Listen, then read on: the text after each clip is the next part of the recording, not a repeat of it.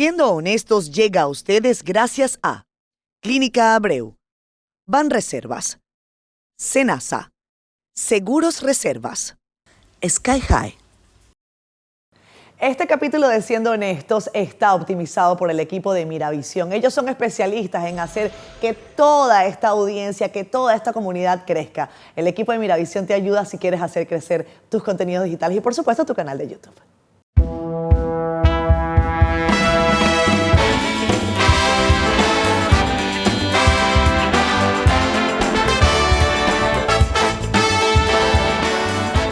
Nuestra invitada de hoy es economista egresada de la Universidad INTEC en el año 1993.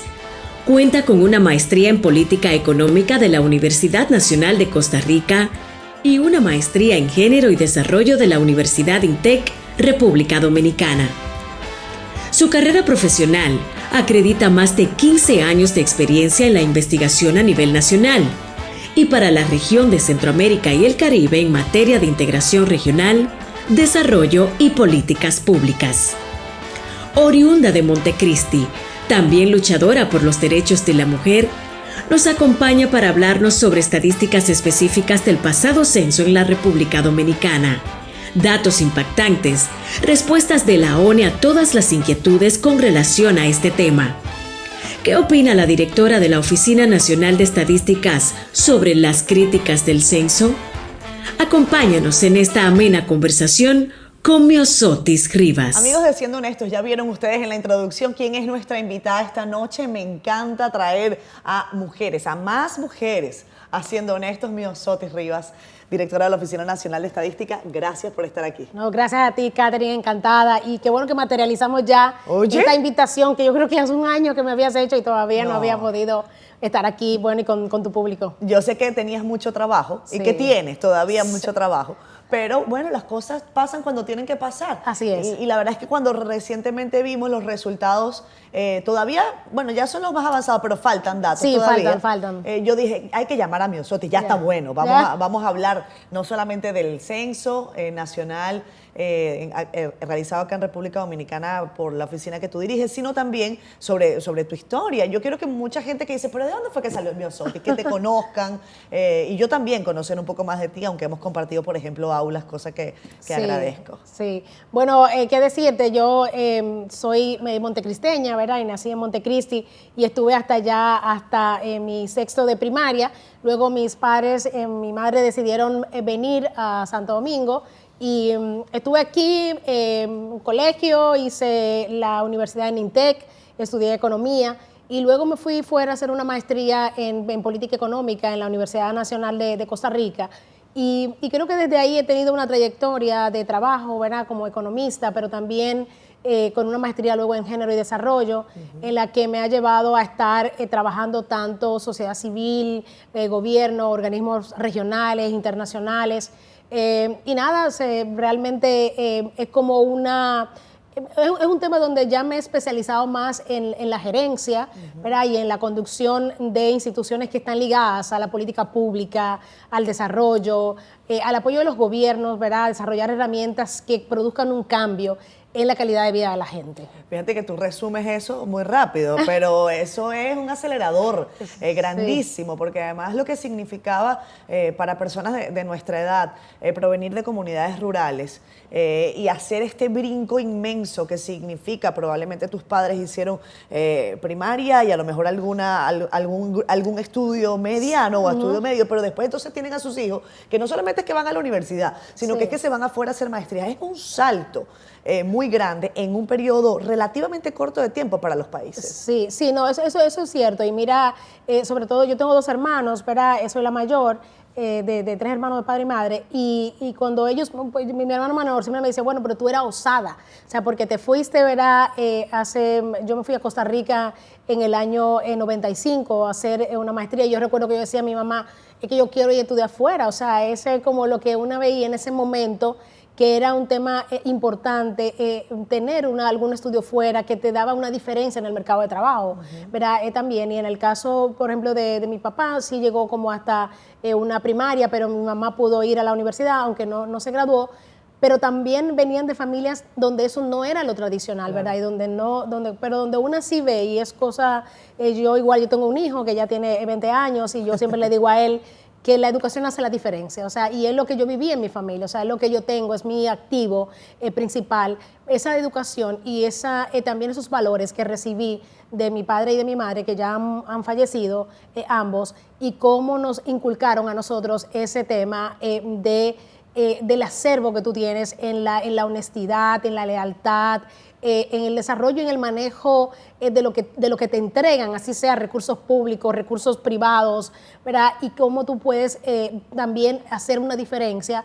Yo creo que también mi mamá y mi papá nos inculcaron mucho todo el trabajo de las comunidades eclesiales de base, y ahí ese tema de orientación al servicio, de siempre estar en la disposición de querer transformar, ¿verdad? Y esa opción de los pobres que una aprendió, por lo menos yo, de los jesuitas también y de toda la teología de la liberación, que te pone en un sentido, inclusive como una persona cristiana católica, en que la diferencia está en amar y servir, ¿no? Y cómo eso transforma realmente. Cuando tú miras a una persona, no estás mirando su abolengo, no estás mirando, sino que estás mirando alguien que quieres que trascienda, ¿no? Desde el amor y desde lo que tú puedes hacer por esa persona, de lo que te corresponde también, porque no es hacer lo que no me corresponde, ¿no? Hay que tener también muy claros sus límites, hasta dónde una llega y qué una puede hacer para entonces transformar esas realidades. Fíjate que lo que acabas de decir da paso perfecto a la pregunta que había pensado en el momento que me hablabas. Este programa se hace sin guión. Sí. Yo tengo ahí lo que le llamamos un chivo, sí, pero la verdad es que lo uso poco. Sí.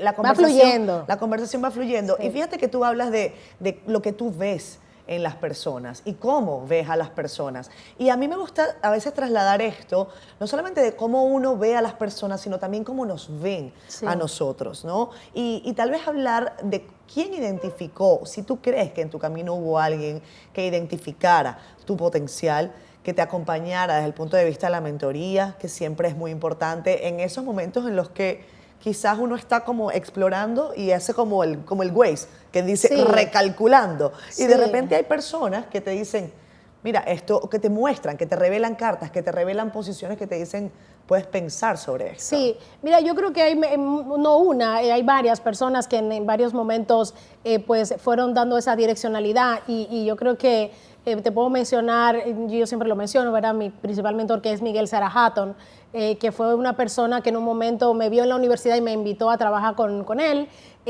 Creo hay otra profesora bastante importante para mí en la universidad, es Altagracia Balcácer, que también fue de nuestras profesoras mentoras, pero Denise Paiwonki, Ginny Tolé, que nos pusieron todo ese granito del tema de trabajar por los derechos de las mujeres, por el tema de los temas de las desigualdades de género.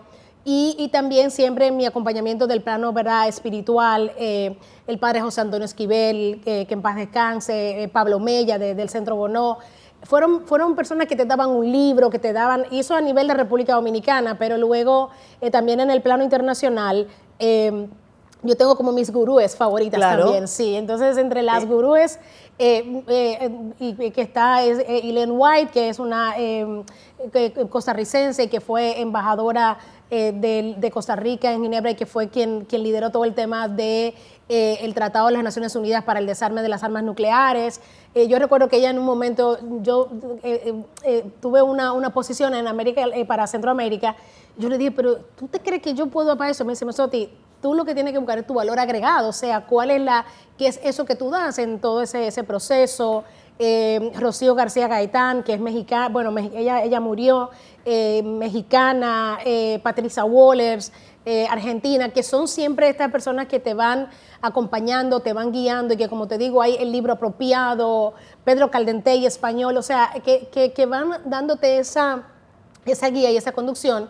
Y últimamente aquí el padre Jaime Corujo, que es el padre que guía la comunidad contemplativa a la que yo pertenezco y que ha sido mi guía espiritual como por los últimos 20 años, que siempre también creo que guían mucho. Pero hay mucha gente también, o sea, te lo digo, por ejemplo, las empleadas que han trabajado conmigo en mi casa, por decirte, Elizabeth o Eva, que son ahora, son mujeres con una sabiduría que tú le planteas cosas y una sabiduría tan natural, que te dan una guía y te dan una perspectiva de muchas cosas. Yo las llamo el termómetro de la calle, el oído del pueblo. Claro. Hay una sabiduría increíble ahí. Y el polvo a tierra, o sea, porque te dan un polvo a tierra, ¿no? A esa realidad que a veces tú no entiendes, y tú estás en tu burbuja, pero hay una realidad, o sea, y que además de eso, bueno, en el caso de mi hijo, han sido mujeres que me han acompañado en ese proceso de criar y de llevar a mi hijo hasta donde está, que sin ellas no hubiera podido, ¿verdad?, hacerlo, ¿no? ¿Todo eso te preparó de manera suficiente para ser funcionaria pública? Bueno, yo creo que no solamente funcionaria, eso, no pero pública, creo que la vida, ¿verdad? En sentido general, mira, yo te digo, soy de Montecristi, y entonces yo recuerdo que una de las cosas, mi mamá enfermó, ella estuvo, y entre lo que le salía la pensión, ella era profesora allá en Manzanillo, nosotros vivíamos en Manzanillo, yo tenía que ir, me tocaba mensualmente ir a buscar el cheque de mi mamá allá a Manzanillo. O sea, y yo me iba en una guagua en la tarde de aquí, pero la guagua luego me regresaba era a las 2 de la mañana. Y yo era una niña de 11 años, ¿no? En ese cosa. Yo recuerdo todos esos cuentos que hacían de que la que salía en la noche. O sea, todos estos cuentos de terror, ¿verdad? Y yo era Todas una niña. Estas leyendas, claro. Claro, o sea, y tú eras una niña y yo todavía las recuerdo. Porque entonces tú pasabas, o sea, tú ni pegabas un ojo porque en cualquier lado iba a salir la Llorona o la que no sé qué cuánto, ¿verdad? Y eran temas que estaban ahí. Y yo creo que todo eso te va preparando de alguna manera. O sea, una tiene que hacer su resistencia. Porque el mes que venía, yo tenía que volver allá, ¿entiendes? Entonces yo tenía que ir desarrollando todas esas iniciativas. También mi mamá tuvo una enfermedad mental. A mí me tocó ser una persona que desde entonces muy joven tuve que gestionar muchas cosas del hogar. Yo recuerdo que desde que pude tener edad se abrían cuentas mancomunadas conmigo, porque cualquier momento que mi mamá entonces se enfermara, entonces era la persona que tenía que responder. O sea, tuviste que hacerte cargo. Claro, te tuve que hacer cargo, y eso es herencia. O sea, tú te da una serie de, yo a veces digo que ya no soy tan economista. Como dos cosas, o como una tragedia o como un gran aprendizaje. O como una oportunidad, exactamente. Claro. Y para liderar, porque luego igual tenía como, bueno, mis 2 hermanos, estaba mi papá. Mira, una de las cosas que yo recuerdo, que cuando mi mamá a veces la internamos, te decían que no dejaban quedar hombres en la clínica, ¿verdad? Entonces yo tenía que quedarme en la clínica, salir temprano, llegar a la casa, prepararme para poder yo o mandar a mis hermanos al colegio, ir a la universidad, ¿verdad? Y eso eran todos esos temas. Ayuda mucho. Yo digo que ya yo no soy tan economista, que yo soy más gerente, porque realmente es lo que me ha tocado hacer también en los últimos años, liderar instituciones.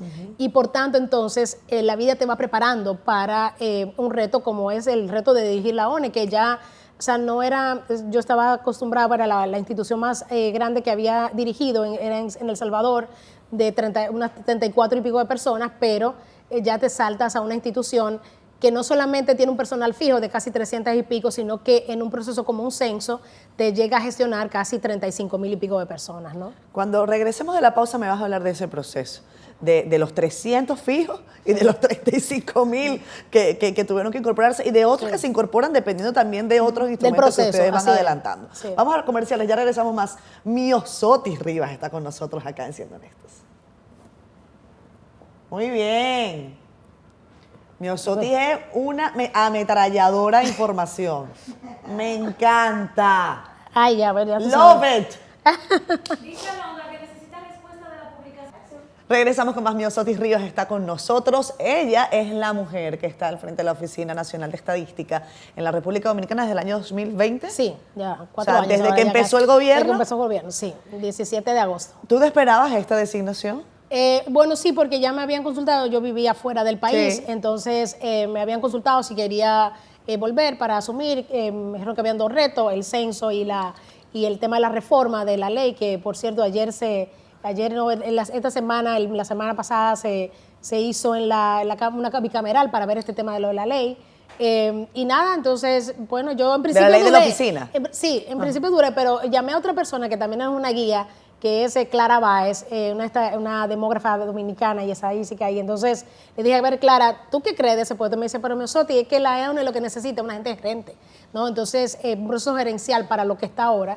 Y bueno, entonces dije, bueno, pues déjame ver. Y a mí me encantan los retos, me encantan. O sea, a mí me gusta el desafío, me gusta la cosa que me dé adrenalina, ¿no? Y que me mantenga en movimiento. Entonces. ¿Y cómo te llevas con las críticas? Porque cuando se lanza siempre la noticia del censo, hay gente que, bueno, por ejemplo, nosotros felicitamos la iniciativa, había que hacerlo, ¿no? Y de hecho creo que la ley manda que se haga cada 10 años, cosa que no se había cumplido.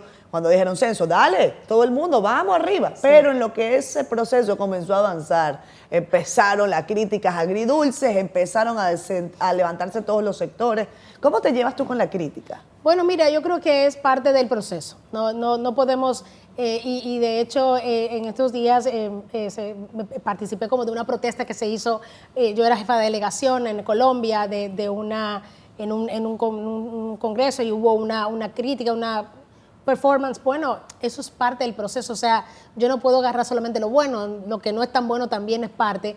Y creo que todo el mundo está, siempre que sea una crítica constructiva, que no se lleve al plano personal.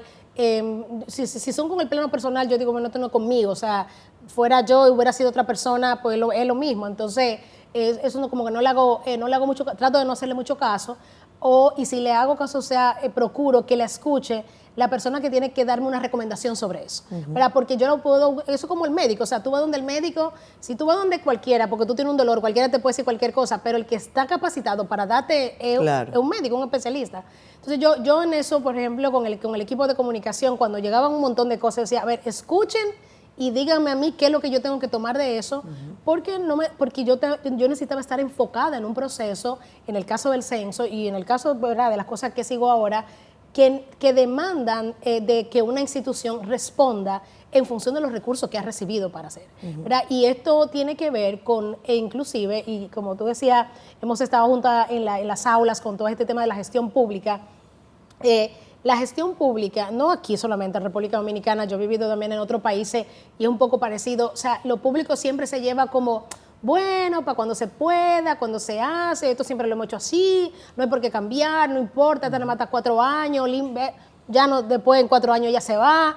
No, pero a ver, nosotros somos una institución, somos servidores y servidoras públicas, pero estamos aquí para cumplir una función que tiene que redundar en un beneficio para la ciudadanía, que paga impuestos, ¿verdad?, que espera también un ejercicio de derechos, que el Estado es garante de ese derecho y donde los gobiernos pues actuamos en función de contribuir a que el Estado pueda hacer su papel. Entonces, ahí te encuentras, yo le digo, bueno, porque a veces la gente de la oficina me dice, ay, mira lo que están diciendo, no sé cuándo. Digo, bueno, pero es que nosotros no vamos a poder controlar nada de eso, o sea, ahí lo dicen y el que tenga una crítica y que quiera venir y fundamentalmente yo lo escucho y hablo siempre y cuando sea una crítica ¿verdad?, fundamentada en el trabajo técnico que estoy haciendo, pero no en sí, yo no como mí como persona, porque no soy yo como persona lo que está en juego, aunque soy una persona, o sea, soy una funcionaria y estoy haciendo una servidora pública y es desde ese tema que yo creo que cualquier cosa debería cuestionar. Y luego también, ¿sabes lo que he aprendido? En el caso de las estadísticas específicamente, muchas cosas son tema de metodología. O sea, cada quien tiene su método para hacer las cosas, cada quien te va a criticar, o sea, cada quien va a decir, mira, esto no era así, esto debiste tú hacerlo así. Bueno, sí, es cierto, y siempre la mejora continua es una parte, pero me tocó a mí liderarlo, lo tiré de esta forma, una forma que yo entiendo que fue responsable, con lo que tenía a la mano, recursos humanos, financieros, y con lo que era el interés, que era que el país tuviera datos de calidad. Fíjate que ahora que mencionas esto, sobre el tema de que la gente tendrá sus metodologías, y ahorita hablamos del asunto de los datos de calidad, a mí me ha sorprendido, corrígeme si no, y no sé si te meto quizás en un aprieto. Alexandra Izquierdo, que era la exdirectora de la ONE, yo siento que ha respaldado el proceso que se está llevando adelante en la ONE, independientemente de que hayan diferencias políticas, pero me he encontrado en declaraciones que ella ha dado respaldo, por ejemplo, al proceso de realización del censo. O sea, no siento que porque ella haya estado en la posición y pertenezca a otra administración, tú te la encuentres como que criticando todo. Al contrario, siento que ha sido bastante ecuánime. ¿Eso es así? Claro.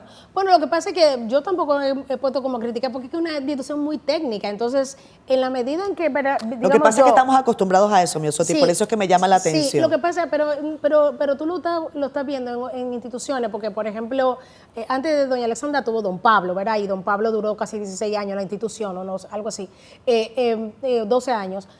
Don Pablo también era una persona muy técnica, ¿entiendes? O sea, yo colaboré con la gestión de don Pablo, colaboré con la gestión de doña Alexandra. Conocemos esa institución, y esa institución al final de cuentas es un legado que lamentablemente está bajo un tema de gobierno, pero por el tipo de función que tiene, es una institución que debería estar en un nivel de como poder, porque tú estás hablando del derecho a la información, ¿verdad? Y el derecho a la información es como le dicen el cuarto poder, ¿verdad? Ese tema. Y tú no tienes aquí una institución por encima, o sea, no deberíamos exponer una institución como esta a que esté cuestionada por los vaivenes políticos, porque es tan importante y es tan técnica que si una persona como doña Alexandra, ¿verdad?, de alguna manera descalifica, pues yo tal vez pudiera poner y descalificar de ello, y estamos dañando la institución al final de cuentas, y la misión que tiene la institución de proveer información, porque si no, entonces tú dijeras, al final de cuentas, pues yo no creo en lo que dice la ONE, ¿no? ¿Cómo creer en los datos de la ONE? Te pregunto, Miossoty, para los que de una manera u otra, por ejemplo, ven en la prensa nacional datos como que el 20% de la población no está recogida en el último censo. Sí. O sea, eso a cualquiera le puede generar duda y es súper válido. Así es. ¿Cómo podemos considerar que son realmente buenos, de calidad, los datos que nos arrojó el último censo? Mira, yo creo que una de las cosas que decidimos en la ONE cuando yo entré como para la gestión era ese compromiso con la calidad, ¿verdad? Y la calidad está compuesta como de muchas cosas. En el caso de una estadística.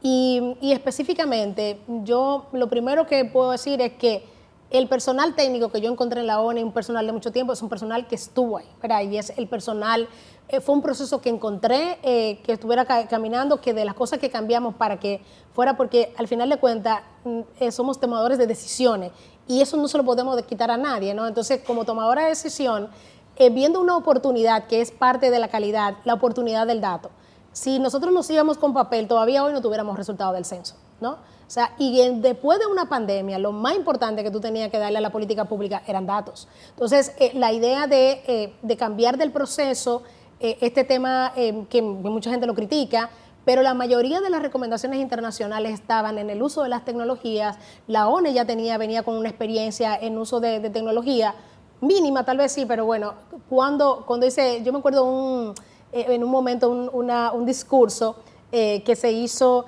que decía, bueno, si no es ahora, ¿cuándo? ¿Verdad? Entonces, tú tienes ahí, fue de las decisiones que tomamos, o sea, irnos con la parte de la recolección. ¿Qué es lo segundo que se tiene? Nosotros estamos en un escenario luego de pandemia.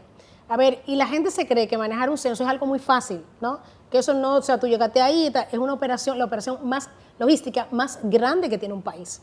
Porque a diferencia de las elecciones la gente se mueve, ¿verdad?, a un lugar. Hoy en día tú te tienes que, en el caso del censo, tú vas a la casa. ¿Qué es lo que ha pasado? Y hay un tema que se discute a nivel internacional, que es la completitud de los datos. Nosotros hemos tenido, la mayoría de los países en esta ronda 2020 de los censos, que han tenido problemas para el tema de encontrar la gente, ya sea porque la gente está trabajando, porque la gente, por el tema de la seguridad, ¿verdad?, y muchas cosas, y han decidido cómo tú completas ese tema de la cobertura. La completitud, desde el año 1958, las Naciones Unidas recomienda que se hagan encuestas de cobertura y calidad, ¿verdad? Y eso fue lo que nosotros vimos como la forma en que la completitud de los datos se iba a hacer a través de una encuesta de cobertura y calidad.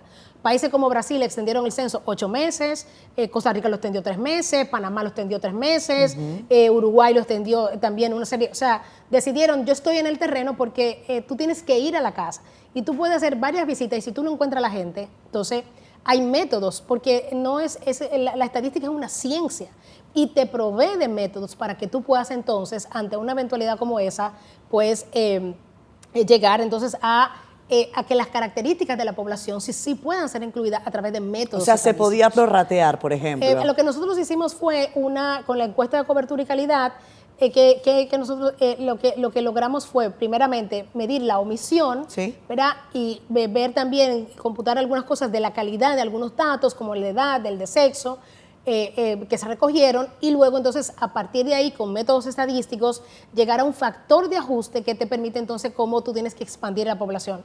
Es lo que tú haces con las encuestas, ¿verdad? Las encuestas, nosotros año a año hacemos encuestas, la encuesta de la ENOGAR, y yo no veo que nadie cuestione los datos de la ENOGAR. Lo que pasa es que el censo se politizó, ¿no? Entonces ahí es que viene el punto específico del censo. No es si la gente duda o no del dato, o sea, es que tiene ya un matiz político, que entonces obviamente ya la bondad del dato de alguna manera entonces te la quita. Y yo creo que como en todo, siempre hay agendas, ¿no? Siempre hay agendas, o sea, nada sube en estos tiempos de las redes sociales, ¿verdad? Y todas esas cosas, nada es casi como que orgánico, son muy pocas, muchas cosas son. Entonces, como tú, al final, yo creo que mucha pena como país, ¿verdad? Que hayamos puesto en riesgo un instrumento tan importante, porque lo va a tener que utilizar cualquier Te jugaron tipo. en contra, o sea, no a ti, a la ONE. A la ONE sí, en sentido general, tú sabes, porque hubo una campaña como de la gente que no se censara. ¿Se midió el impacto de esa campaña? Todavía, a ver, una de las cosas que hay que ver luego el detalle de cuántas encuestas te rechazaron, Sí. en qué lugares te rechazaron. Eso no se ha medido. Eso todavía no estamos, porque estamos trabajando ahora en la salida de los volúmenes, Sí. ¿verdad? Pero eso luego va a haber que analizarlo y ver si hay alguna caracterización de dónde tú tuviste más rechazo o no. Y inclusive también, mira, una de las cosas que se está también enfrentando, yo recuerdo que con Panamá estuvimos viendo eso, es el tema de los condominios, ¿verdad? Y todo el tema de la verticalidad de las ciudades más importantes. Entonces, en esto tú tienes que ya no hay fácil el acceso, ¿no? No te dejan accesar, son muchos apartamentos, la gente tal vez no está ahí porque está trabajando. Y eso, entonces, claro, tú tienes que, hay que trabajar en cómo tú vas a lograr con esta población que cada día más se está rechazando, porque no es el tema solamente de los censos, nosotros con las encuestas también tenemos Gente que no quiere responder. Y volver, y crear cuáles son los mecanismos. Mira, nosotros una de las cosas que hicimos con el censo fue trabajar con las asociaciones de junta de vecinos, sí, con los administradores de condominio, o sea, buscando cuál es la forma de que te van a dejar entrar. Y luego la gente, aunque hubo un principio de no lo dejes entrar, no sé qué cuánto, luego la gente dijo, bueno, pero vamos a armar algo en el lobby del edificio y que baje quien quiera y como quiera. Bueno, entonces ya hay cosas que tú vas recuperando, pero que... O sea, que fue valiosa. Sí, eso fue muy, muy oportuno. Y luego, inclusive nosotros decíamos, bueno, teníamos alguna gente que eran los champions. ¿Dónde está? Con los comunicadores hicimos eso, que vamos a algún comunicador que pueda ayudarnos también si vive en su edificio, y buscar gente que te ayude a vencer esa barrera, ese obstáculo que se va poniendo, porque tú sabes que siempre la gente dice, bueno, ¿para qué el gobierno quiere tanta información? ¿Qué es lo que quiere que hace con mi información? Sí, la gente se resiste. La gente se resiste. Y eso es normal. Y luego los censos, bueno, ya el censo como de verdad que uno quiere como que pensar, yo lo decía el otro día en un foro internacional, ese tema de que ver que el censo es una universalidad, eso ya no es una realidad, o sea, no es una realidad de la realidad de los censos, o sea, siempre hay alguien que se queda afuera, pero hay más desafíos que tú estás enfrentando, que se están enfrentando a la hora de levantar una información y un operativo como ese en tan poco tiempo. Mi desafío, ¿tú sabes ahorita cuál es? ¿Cuál es? Dime la pausa porque la productora me lleva loca. Vámonos a la pausa, ya regresamos con más. Mira, a Vanessa le va a dar un infarto. No te mueras. No mueras, amiga, no mueras. Oye, es que son muchas cosas, las del censo son tantas cosas, tantas Bueno, tú sabes que aristas, hicimos un caso, ya lo presentamos en Barma. ¿Es verdad? Sí. ¡Qué bien! Sí. O sea, hay que mejorarlo ahora, hicimos la primera presentación hace como 3 semanas, sí, fue un miércoles, o sea, que hace justo hace 2 semanas. Y entonces, la idea ahora es que tiene que, a partir de la discusión que salió en el... ¿Pero fuiste tú que lo escribiste? Lo escribió Carlos Martí. Ah. Carlos Martí, y entonces yo fui... hicimos la presentación, yo estaba oculta y la gente discutiendo el caso. ¿En serio? No te creo, qué Súper chulo. bien, sí, súper bien. La gente cuando me vio... Y a recibir fuego. Y a recibir fuego, sí. Ahí en Bana, recibiendo fuego. Sí. Claro, Sí, porque pero súper interesante. Óyeme, ahí la gente habla de forma descarnada. Sí. Pero eso está muy bien. O sea, Sí. para el funcionario eso es oro. Claro, así Es oro. Sí. 2 bloques de 9 te quedan. Vámonos de una Ay, vez mi con el madre. tercer bloque. Hágame ese- Déjame ver. Aquí 2 bloques de en 9 minutos. Con Miosotis Rivas en 3, 2, 1. Acción.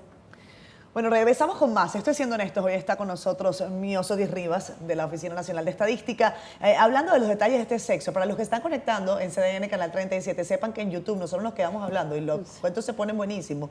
Y hablamos de cosas que no necesariamente son parte de la entrevista, pero que sí son. Así que si ustedes quieren, vayan y suscríbanse allá para que también nos vea Miosotis. Este censo reveló cosas interesantes que vienen pasando en el país y yo creo que en el mundo, pero que cuando uno los ve en datos, uno dice, epa, ¿y esto cómo nos va a afectar en el futuro próximo? Sí. Yo espero, si Dios quiere, y espero estar viva en el 2050. Y lo que esto revela es que quizás en el 2050 la población dominicana esté ya en proceso de decrecimiento. De crecimiento, sí. ¿Eso qué significa? Y sobre todo, ¿cómo se traslada esto a políticas públicas, que es para lo que se hacen realmente los censos, ¿no? Sí, sí, mira, hay un desafío, y yo creo que para América Latina, sobre todo, y el Caribe, es bastante grave con el tema del envejecimiento, ¿verdad?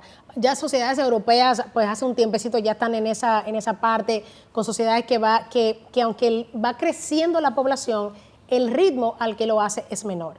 Nosotros también venimos con esa tendencia que, claro, desde el año 1950, donde vamos bajando ese crecimiento, sí crecemos, lo hacemos menos, y se va eliminando algo que se conoce un concepto como el bono demográfico. ¿Qué quiere decir?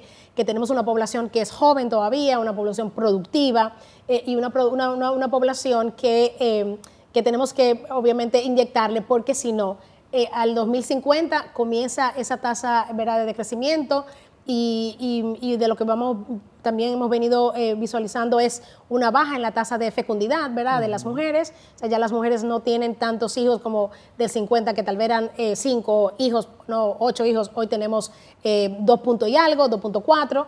Entonces va decayendo esa población de reemplazo. Claro. ¿Verdad? ¿Y qué tienes aquí? Dos temas importantes en desafío de política pública.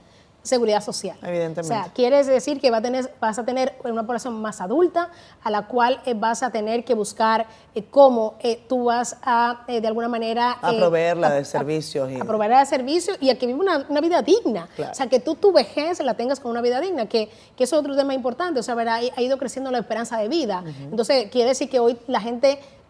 va a durar más tiempo, entonces tienes que buscar como eso. Hay un tema también en materia de lo que te está diciendo, y es de lo que yo siempre digo, la ONU ahora, una de las cosas que hace es proveer los datos.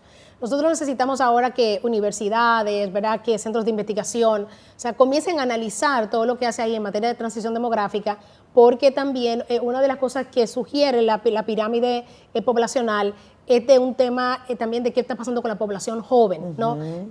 Después de lo de hay un tema de más migración, la gente se está yendo, que es lo que está pasando, ¿verdad? Entonces, cómo luego trabajas también todo el tema de la política migratoria, cómo creas incentivos, ¿verdad?, a la juventud para que esté aquí, pero cómo también hay que trabajar mucho en mejorar la productividad de la persona, de los que vienen subiendo, ¿verdad? Claro. O sea, con una mejor educación, todo un tema de cómo repiensas todo el tema de la educación superior, ¿no? ¿Qué te preocupó, Miosotis, cuando tú viste los datos? O sea, ¿hubo algún número, algún análisis que te llamara particularmente la atención, que cambiara tu forma de ver el país tal y como tú lo concebías, o fue una radiografía de lo que tú pensabas? Mira, no, yo creo que el tema de lo de esa parte de cómo la pirámide cambia en el tramo de edad de, creo que es 15 a 34 años, o sea, porque hay un fenómeno que está pasando que necesitamos explorar, ¿verdad?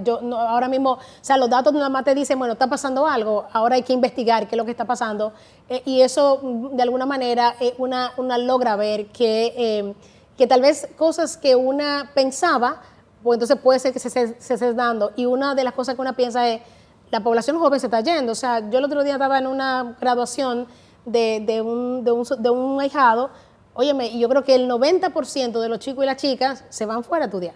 Y luego no quieren volver, ¿entiendes? Entonces hay como un desarraigo, una desconexión. Que no es lo que ocurría antes, la gente se iba y volvía. Y volvía. Entonces, y que la gente decía, hago aquí la carrera y luego salgo a hacer maestría. ¿No? Pero ahí había como ese bounding, ese link que te dejaba como aquí. Entonces yo creo que eso como me llamó la atención. aunque me llamó la atención otro dato, ¿verdad? Pero que yo he comenzado a jugar, nosotros tenemos un geoportal y que invito a la gente que lo pueda ver, un geoportal estadístico, donde tú vas viendo los mapas, donde ya tú puedes ir viendo cómo, un dato que me llamó la atención muchísimo es en materia de regiones, cómo son las que tienen letrina, ¿verdad? Las casas con letrina. O sea, tú dirías, ya en tu país no tiene que haber casas con letrina, o sea, tú dirías, claro. eso ya no. Sin embargo, cuando tú ves el mapa, o sea, toda la región fronteriza a nivel urbano todavía tiene altos porcentajes de hogares que tienen letrina. Sin embargo, y luego cuando te vas a la zona rural, lo tiene más la parte del Cibao Norte, Cibao Noroeste, Noreste, pero siempre la región del Cibao Noroeste, que es donde están San Cristóbal, Dajabón, Montecristi y Valverde Mao, es una de las cosas que tanto para urbano como para rural sigue teniendo un alto porcentaje de hogares que todavía tiene un tema de letrinas. Y tú dices, wow, o sea, tal vez no es algo que uno está viendo porque uno está aquí en su solución, pero ahí en su burbuja. Claro. Pensando que el mundo es como uno lo tiene, y no es así. Entonces yo creo que eso. Hay otros datos que igual son como interesantes, y es cómo está cambiando y qué vamos a estar haciendo con todo lo que está absorbiendo la región de la Yuma, y específicamente, ¿verdad?, toda la zona de Higüey, Verón, Punta Cana. ¿Cómo ha crecido la Altagracia? Pero ha crecido exorbitantemente. Se ha puesto la quinta ciudad más importante, claro, si no me equivoco, Higüey. Sí, la más importante, la Altagracia, la provincia. Pero además de eso, la que está, de hecho, nosotros hicimos un ranking, ¿verdad?, de las que han crecido moderado alto. No. Solo Higüey ha crecido moderado alto, ¿no? Después tú tienes cosas. Entonces, ¿cómo estamos también en materia de servicios, de alguna manera, dando? Y eso es un reto para la política pública a la hora de organizar estos procesos, ¿no? Cuando regresemos, Myosotis, porque me queda poquísimo tiempo, se criticó, por ejemplo, que se añadieran preguntas en donde se consideraba incluso de qué color se considera usted o algo por el estilo, si usted cree que es blanco, indio, moreno, ¿por qué se incluyó? ¿Cuál fue el diseño? ¿Qué intervino para que esas preguntas se hicieran de esa manera? Y si tú crees que eso de alguna manera se manipuló. Y además, ¿qué resultado dio? También creo que el tema migratorio lo deberíamos abordar, aunque te repito, nos quedan como 9 minutos. Bueno, okay. Una parte me la dices en YouTube. Está bien, listo. El tema de los datos de los migrantes es importante, ¿no? Sí, ahora viene... ¿Eso lo van a sacar ahora? Sí, nosotros venimos ahora desde la idea, de hecho, voy para una reunión después de esto. La idea es de ir poco a poco compartiendo los diferentes informes. Okay. La idea es, luego de sacado el general, viene un informe de vivienda y hogares, hay uno sobre fecundidad. El que sacamos ahora fue población. El general. Que ese tenía Oye, que mañana, por cierto, es el Día Internacional de la Población. Sí. Población, tiene población, hogares y viviendas en caracterización, pero luego de manera general. Luego entonces viene una caracterización profunda de viviendas y hogares, luego otra con fecundidad, el tema también de migración, afrodescendencia, que todo eso, étnico-racial, que se llama. Discapacidad, que también se recogió. Ok. Bueno, pues vámonos con el cuarto y último bloque. Vámonos. Hablando de sexo, entre otras cosas, cuarto y último bloque con Myosotis Rivas, Siendo Honestos. En 3, 2, 1, acción. Regresamos con más Myosotis. Gracias por estar acá. Nos queda poquísimo tiempo y el censo realmente era denso, es denso, y por eso ustedes lo están, como quien dice, picando en partecitas, ¿no? Sí. Hay quienes consideraron que no se debieron incluir preguntas, por ejemplo, qué significaba o qué iba a repercutir si la gente decía si era blanca, negra. Para mí eso no debería ser cuestionado, o sea, para mí eso es algo natural, pero ¿por qué se hace y quién diseña esas preguntas? Sí, mira, lo que pasa es que, el censo es un censo de población. Y cuando dice población, pero al final de cuentas somos poblaciones. No todas las poblaciones son iguales, cada población tiene características diferenciadas. Y una de las cosas que tenemos nosotros constitucionalmente es la no discriminación. Claro. O sea, de la única manera que tú tienes que saber que tú no estás discriminando, pero no porque porque la discriminación normalmente se concibe como que es una cosa que yo te estoy haciendo mal. Pero tú puedes estar discriminando por omisión, simplemente porque ves todo neutro, o sea, y crees que todo el mundo, y por ejemplo, con el caso de discapacidad, era un caso donde tú puedes ejemplificar. ¿Por qué? Porque la gente, cuando tú haces un edificio, tú no le ponías rampa porque tú creías que todo el mundo iba a llegar caminando, corriendo. No, entonces, y eso. Subiendo y tú escalera. estás discriminando a la persona, ¿verdad? Una persona que tenga una discapacidad porque no física. la reconoces. Exactamente, porque no la reconoces. Entonces, No sabes de que la existen. única manera que se dice que el censo es como una fotografía, ¿verdad? Con una fotografía y tú lo que tratas es entonces de mirar esa diversidad de la fotografía y tú necesitas tener datos. Entonces, para tú, como tú garante de un Estado garante de derechos, y un derecho es la no discriminación, tú tienes que tener datos para que tú sepas. Entonces, en el tema de lo étnico-racial, aunque hay varias convenciones a nivel internacional, ¿verdad?, de los cuales somos nosotros parte, y que se ha reconocido el derecho, ¿verdad?, que tienen las poblaciones afrodescendientes a un tema de derechos, el mismo tema de la discapacidad. Nosotros lo que hemos buscado es entonces en seguimiento a unas recomendaciones que se han hecho a nivel internacional, en el caso UNFPA, CELADE, ¿verdad?, que es el Centro Latinoamericano de Demografía, y que te ponen a la disposición. Mira, nosotros, por ejemplo, para hacer esa pregunta, nosotros primero, esa pregunta salió fue en la encuesta del 2021, ¿verdad? Y yo me acuerdo cuando dimos los datos, fue un revuelo sobre esos datos, pero nadie cuestionó los datos, la gente más bien se llamó la atención, no cuestionó cómo se habían recogido, ¿verdad? Y lo que te ¿Qué era lo que recogía exactamente? Esa encuesta era de eso, de autoidentificación. Claro, que nos autopercibíamos como... ahí salió, bueno, que nos percibíamos como mestizo indio, ¿verdad? Que esa eso sí. es una construcción que no es real, ¿entiendes? Entonces, el tema de pero decía que solamente un 6% de la población se autoidentificaba negra, ¿verdad? Pero ese primer ejercicio que nosotros hicimos nos permitió también ver que pusimos ahí tal vez alguna serie de categorías que no era la que la gente normalmente utiliza, y eso fue lo que hicimos en el censo, ¿verdad? Vimos la experiencia de Colombia, vimos la experiencia de Ecuador, cómo habían levantado en un país tan mestizo, nada más dar 2 categorías quizás es complejo, ¿no? O sea, yo puedo decir... Claro. Yo puedo decir que soy mestiza, ¿eh? Claro. Y cualquiera diría, tú te estás volviendo loca. Sí, pero acuérdate una familia con un que también es un razas. tema de cómo tú te autoidentifiques, ¿verdad? Claro. Entonces ahí es cosa. Pero Ahora, es correcto decir que es... qué bueno que lo hagamos ahora. ¿Es correcto decir que esa autopercepción es correcta o incorrecta? No, eso es. Esa autopercepción es lo que la gente se considera. Claro. ¿Qué es lo que te va a permitir luego en el tema con el censo? Es comenzar a caracterizar, ¿verdad? Claro. Esa población. A ver, es una población que tiene acceso a educación, no lo tiene. O sea, porque puede luego, por razones históricas que no estás viendo, por una forma de cómo direccionas la política pública, o puede estar pensando que no. Ay, mira, yo tenía una discusión con mi hijo el otro día, porque él vivía en un país fuera, y decía, buscando un tema de una beca, no, que aquí nada más la beca se la dan a los indígenas. Digo, bueno, que los indígenas, y que después, digo, bueno, pero mi amor, o sea, aquí hay un tema que tiene que ver con una minoría que fue históricamente despojada de su tierra, de su cultura, claro, de cosas, y es una forma de cómo, ¿verdad?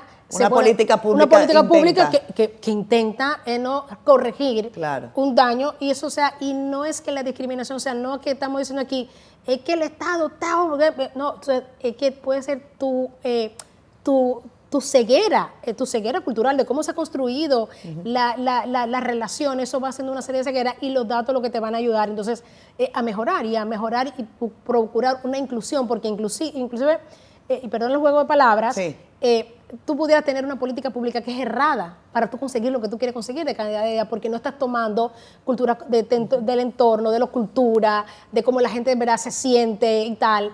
Y eso, y lo único que hacen los datos es mostrarte mejor la realidad para que tú puedas entonces ser más eficiente, más eficaz a la hora de la política pública, que la política pública son recursos del Estado, y tener que los recursos del Estado pues sean utilizados de una mejor forma y que garanticen la calidad de vida de la gente. ¿Tú crees que el censo va a servir de alguna manera para que...? No va a servir, no, ya está sirviendo. Pero o sea, ya sirve para que alguien se cambie una gafa de un lado para otro, que ajuste acá. No, y ahora mismo, por ejemplo, ya nosotros estamos trabajando de estos datos que salieron de una vez, educación, el Ministerio de Educación de una vez dijo, a ver, necesitamos, porque toda la planificación por edad, dónde está la gente, es igual con todo el tema de ordenamiento territorial, el mismo Ministerio de Salud, ¿no? Entonces, el sector privado, porque la gente claro, no solamente la política, el sector privado, cualquier empresa que quiera, que tenga tema de expansión, que quiera buscar, bueno, ¿dónde está la gente en el territorio? ¿Qué edad? ¿De dónde está? Oye, ¿no? señor Sotti, en el programa que grabamos antes con Francisco Álvarez, él me decía que había problemas con el tema de la estadística. de la estadística desde el punto de vista judicial. Y me decía, quizás la ONE debería ser un organismo que recoja todas las estadísticas de todos los sectores, porque de repente para temas de criminalidad, la policía tiene sus datos, los tribunales tienen otros datos. Entonces resulta que cuando se sientan a hablar, eso no hay forma. Sí, tú sabes lo que pasa ahí, que la ONE no tiene una rectoría sobre lo que es la producción de los datos a nivel de registro administrativo, ¿verdad? Y es lo que tenemos una ley de 1959, Ajá. 1959, una ley pensada en época trujillista, ¿verdad? Que es mucho antes a un Estado de Derecho que ha garantizado la Constitución del 2010 para acá y que obviamente la ONE recibe los datos en función de la buena voluntad que tenga la institución. O sea, la ley sí manda... De la buena voluntad. Sí, bueno, aunque la ley del 59 sí dice que tú tienes que recibir, Sí. dice recibir, pero no necesariamente te da un mandato de cómo tienes que recoger el dato. Claro. O sea, y la calidad del dato comienza desde que tú planificas el proceso de producción. Entonces, ahí hay una ley en el Congreso que te comentaba que se hizo hace una semana el tema de la bicameral para poder trabajar en esa ley una que tiene, pieza más rápida, que tiene 20 años en el Congreso. Estamos 20. acostumbrados a eso, no te apures. Sí. Pero a lo mejor la podrían aprobar tan rápido como el Código Penal. Esperemos, bueno, ojalá de aquí a allá se pueda, antes que se cierre la legislatura, Siempre se que pueda sea tener. buena, no como Sí. algunos artículos del Código. Así es. Todo por nada. Así Pero es, no te así voy a es. meter a ti en eso. Ya nos tenemos que ir, Miosoti. Este programa se llama Siendo Honestos. Sí. Pregunta final. Pregunta Vanessa. final. ¿Tú eres honesta? Bueno, eso que lo digan los demás, pero yo creo que sí, yo me considero, Te ¿verdad? consideras honesta. Sí. Y un domingo a las 11 de la noche más o menos, ¿tú qué estás haciendo? Que es cuando terminamos este programa. Duermes, No, lees, durmiendo ya, bailas. durmiendo hace ¿Duermes rato. temprano? Sí, duermo temprano, duermo Sí. temprano. Sí, duermo temprano. Oye, eso. Sí. Pero te paras muy temprano también. También, sí, me paro muy temprano. Bueno, nada, tú Entonces, eres del club de los madrugadores. Así es, Gracias, así es. Miosoti. Éxitos, porque sé que todavía les queda mucho trabajo. Sí. Y ojalá que podamos seguir revisando datos de la Oficina Nacional de Estadística para ponernos los lentes correctos, ¿no? Así es, así es. Los espejuelos correctos y ver en detalle cómo va avanzando el país o cómo retrocedemos. Pero Así en es. fin, lo que somos. Bye bye. Chao, chao. Chao. Cuídense mucho. Bye.